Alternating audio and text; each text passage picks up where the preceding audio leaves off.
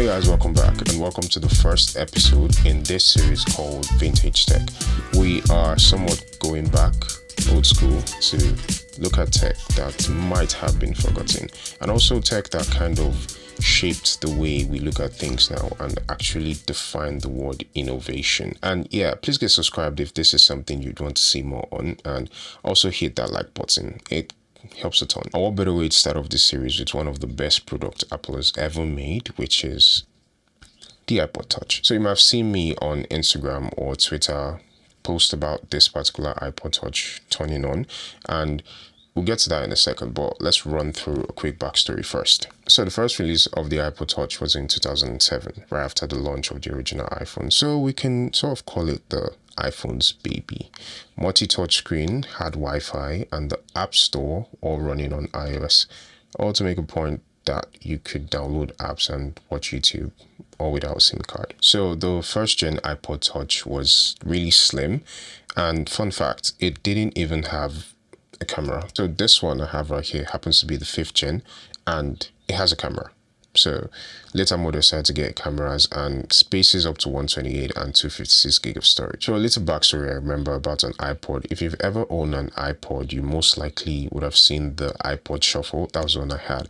But the story here is I had the Shuffle. It wasn't mine. I suddenly just found it in my bag and it was pink.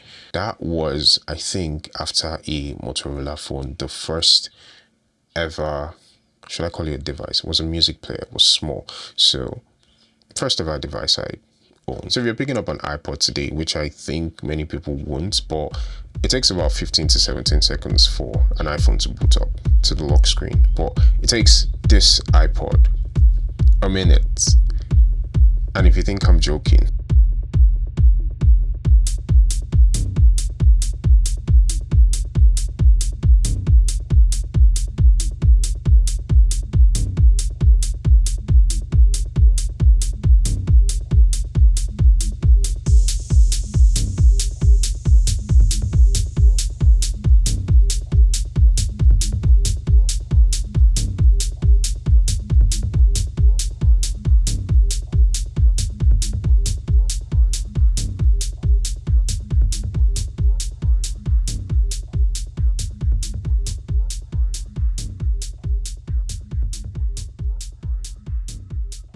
downloading things on this iPod seems not to work anymore, but anything I try to download just says unable to purchase. Apps even take more time to open because it's so slow, and pictures taken from this thing is, let's just say, not the best, and videos are something from the past. What did surprise me though is that this iPod still works, and I think that just boils down to the fact that it was handled properly.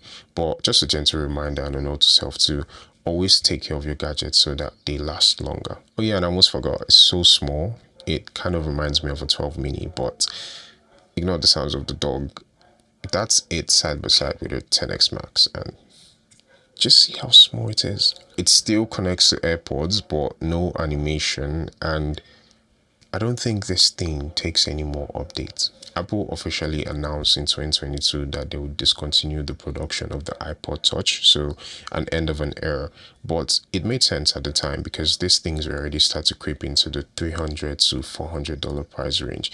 And at that point, you should just get an iPhone, because why pay so much if it's just for a device made for listening to music? You wouldn't see any category for the iPod Touch if you check Apple's website, and even in retail stores, you'd hardly see it on the shelves. So you'd have to be very intentional and do a deep search if you want to get one of these. The iPod Touch slowly just disappeared, and we cannot deny the impact it had on the iPhone. So whether it's old or new, but also the way we think about pocketable media devices. Truth be told, we don't even hear about or see pocketable media devices these days because those things have just slowly faded away into the horizon, and the only pocketable media device you'd have today would most likely be your phone. But yeah, type I used in the comments if you ever used an iPod or an iPod Shuffle or anything iPod E.